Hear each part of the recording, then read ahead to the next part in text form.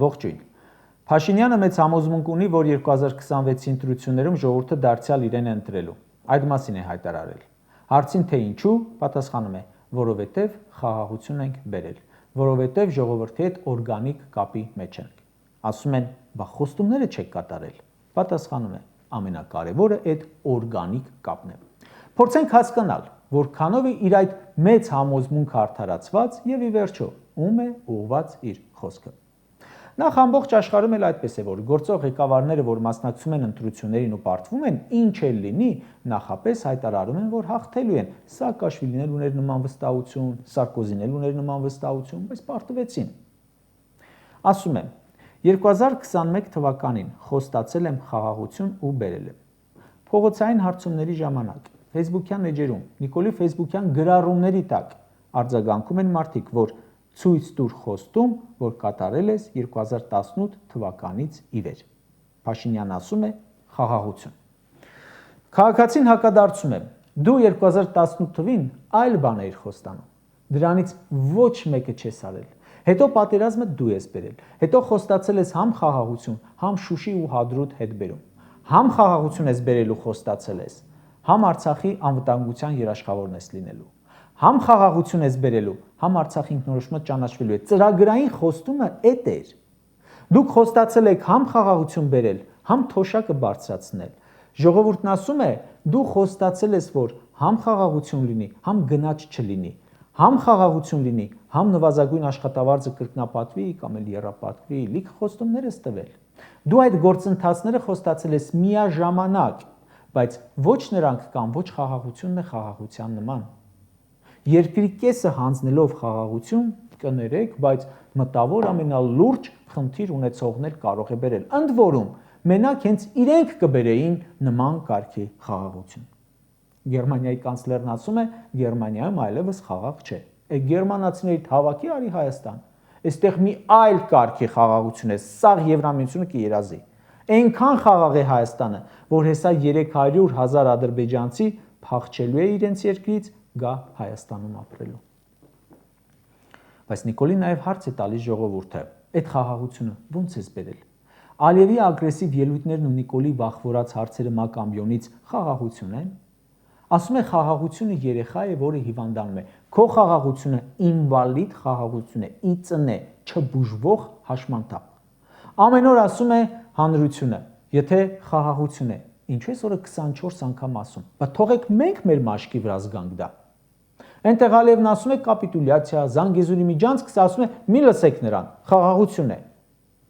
Ձեզ եք համոզում, մեզ չէ։ Քաղաքացին հարցնում է. 600 էջ խոստում եք տվել, որից ընդամենը 1 էջն է եղել խաղաղության մասին, մի էջը եղել է ասֆալտի մասին, մյուս 598 էջը անգամ մոդել չեք կատարել։ Ասել եք մանդատ տվեք, ձեզ փոսից կհանեմ, հիմա ասում եք հանել եմ մայրուղու մեջտեղը, անցնող դարձողը վրայերթի է ենթարկում։ Երեք քաղաքացիները հիշել էին Նիկոլի ելույթը, որ ես հաճախ եմ հիշում։ Հայաստանում այլևս ոչ մեկ զենքով հարց չի լուծելու։ Բա ընդդիմադիր համայնքապետին ինչու սպանեցին։ Ընդ որում, բռնության դեմ խոսողները ամբողջ թիմով, ֆեյքերով, կուսակցական ընտանեկան լրատվամիջոցներով լծվել են սպանությունը արդարացնելու։ Թե բա ընկերոջ վրեժն է լուծել, աղբոր վրեժն է լուծել, պետք է ազատ արձակվի։ Սրբացնում, աստվածացնում են վրեժը, բայց սխալ տեղ եք մտնում։ Մարդ, թիմ, որոնց վրա 5000-ի արյուն կա, որ որփացրել են ընտանիքներ, գերդաստաններ, զավակ են խլել ծնողից ու ծնող են խլել զավակից, պարկեցրել են եռաբլուրի հողի տակ, վրեժը փառաբանելուց առաջ կարծում եմ պետքա լավ մտածեն։ Երբ դուք ասում եք եղբոր կամ ընկերոջ վրեժն է լուծել, քանի հազար եղբայր ու ընկեր եք տարել Գյուլի բերան։ Ասում են կախվողի տանը պարանից չեն խոսում։ Վրեժը ջին է, շշից բաց մի թողեք, մի արդարացրեք սպանությունը։ Բայց քանի որ անդրադարձանք Փարաքարի համայնքապետի թեմային, մի հարց ունեմ։ Իրավապահները գիտեին, որ հնարավոր է այսպիսի բան լինի։ Ինչով էին զբաղված։ Այս ընթացքում տեսանք մարդկանց կալանավորեցին, թե բա Նիկոլի դեմ մահափորձ էին ուզում անել, ուսապարկերի տան մոտ խաղալիք ռումբեր էին դրել, Նիկոլի կլիենտ Արամ Սարգսյանի դեմ մահափորձ էին պատրաստում։ Հիմա ցույց տվեք մի դեպք, որ հասարակ մահկանացուների դեմ հարձակում ու կրակոցեք դուք կանխել։ Քննչականի պետը, որ գնում է պետական եթեր ու վրեժից է խոսում, ինչ է արել կանխելու համար։ Դա էլ հո սրբազանի խոսակցություն չէ, որ կտրեք, կպցնեք տարբեր խոսակցությունների ու փակեք որպես ահաբեկչի։ Նոր բան չեմ ասի, ամբողջ իրավական համակարգը աշխատում է մեկ հոգու անվտանգության համար։ Ձեր վերահսկողության գոտում սպանություններ են եղել, որը կարող եք կանխել։ Այս կրիմինալը տեսնելով պետքա նորից վստահության քվե տան։ 2018 թվականի մայիսին եկել եք իշխանության ժողովուրդը տուգանքի մատերիալ չէ լոզունգով։ 22 թվականից բազմաթիվ տուգանքներ հարկ ու տուրք եք ավելացրել։ Այդ ինչ օրգանական կապով են համաձայն, կասեք։ Մարզերում խոստացել եք անվտանգություն, բայց տնից հանել եք, թուրքին եք նստեցրել իր տեղը։ Այդ ինչ օրգանական կապով են համաձայն դրանք, կասեք։ Վերընտրվելու համար կարևոր պայման է խոստացածներից ու արածներից ցանկը ներկայացնելը։ Քեզ մոտ դատարկ է, կիսատ-պրատ ասֆալտ ու խորը հաշմանդամ խաղաղություն։ Կատարածների տեղն է դատարկ, իհարկե, խոստումների տիղը բոլ է։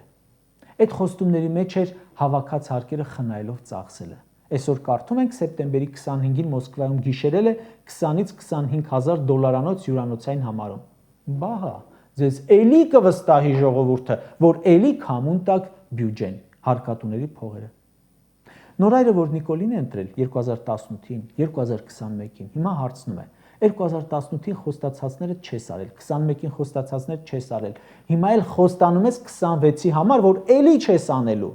Ջոկել է, որ խոստանում է, չի կատարվում, վերընտրվում է, նույն սխեման է փորձում։ Խոստանամ, չանեմ, մի բան խափեմ, կվերընտրվեմ մոդելն է։ Նիկոլի Facebook-յան գրառումները, տեսանյութերը, ելույթները մեր մշտադիտարկման տակ են։ Տեսնում ենք, որ ցանցերում երբեմնի աներկբա վստահությունը փոխարինվել է հայհոյանքով, անթիվ անհամար, անգամ ջնջելով չեն հասցնում։ Մարդիկ անգամ բովանդակային վեճի մեջ չեն մտնում, ուղղակի հայհոյում են, հենց տեսնում են դեմքն ու անունը։ Դա համատարած վերաբերմունք է, ու նա գիտե այդ մասին։ Եթե ունենար ժողովրդի աջակցությունը, հարցերը կլուծեր այնպես, ինչպես լուծում էր 18-ից 19 թվականներին, փողոց փակելով, դատարան շրջափակելով, ազգային ժողով շրջափակելով։ Ինչքան էլ բարձր գոռան, ունեն ընդամենը փոքրամասնության աջակցություն, որոնք ըստ էության կապված են կուսակցական թելերով, պաշտոնյական թելերով, համատեղ հանցանքներով, կոռուպցիայով ու մի քիչ էլ մոլորվածներ, ու դեռ հավատացողներ կան, կարծում եմ։ Մյուսները, ովքեր հիմա եթե անգամ չեն արձագանքում, լուռ են, բայց կատաղած են, սպասում են ընտրատեղամաս գնալու, որ ՔՊ-ին մերժեն։ Տեքստը թե մեզ ձայն են տալու, որովհետև խոսելու ենք խաղաղությունից, քվե բերող չէ, խաղաղությունից բոլորն են խոսում, սոցիալական արդարությունից էլ, եթե Նիկոլը կարողանար դրանք բերեր, մոտ 8 տարի իշխանության կբերեր, ոչ թե ամեն ինչ պռավալ կտար ու կասեր պետք է մի երեխային տամ դևն ուտի, որ մյուսին չուտի։ Դու այդպես մյուսին էլ չես փրկելու, դևը միշտ է սոված։ Նիկոլը խաղաղություն բերող չէ, բոլորն են հասկանում։ Պատերազմ այո, կարող է 7 տարում 3 հատ բերել է։ Կարճ ասած, որ ասում է վստահություն ունեմ, որ ընտրվելու եմ, նա գիտի այս իմ թվարկածները վստահաբար, եւ ուրեմն ում համար է ասում։ Ժողովրդի համար հաստատ ոչ։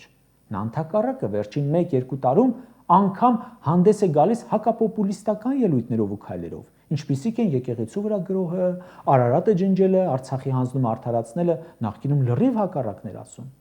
Նա իմ կարծիքով ավելի շուտ դիմում է երկու ուղղության։ Մեկն իր էլիտակոչվածն ու տասովշիկներն են, որ պետք է աշխատեն, ձայն բերեն, մեկ պետական ապարատի չինովնիկներն են, որոնց նա համոզում է ոտքները կախքցել, ուրիշների հետ չպայմանավորվել, այլ պայքարել վերարտադրման համար, մեկ ուժային կառույցներն են, որոնք նրան պահում են ատամներով, իհարկե այս ամենը նրան աջակցում են փողի, պաշտոնի դիմաց։ Իսկ մյուս ուղղությունը կարծում եմ թուրք-ադրբեջանական կողմն է։ Նրանց է հերթական անգամ հաճոյանում, թե ես ասում եմ ձեր երազած ֆրազները։ Նման բան երբեք չեր անի Հայաստանի ոչ մի կառավարություն ու չի անելու ինձանից հետո։ Ես ձեր երազած իշխանությունն եմ։ Ինձ օգնեք, պահեք։ Նիկոլի խոսքը կարծում եմ ուղղված է նրանց, ոչ ժողովրդին։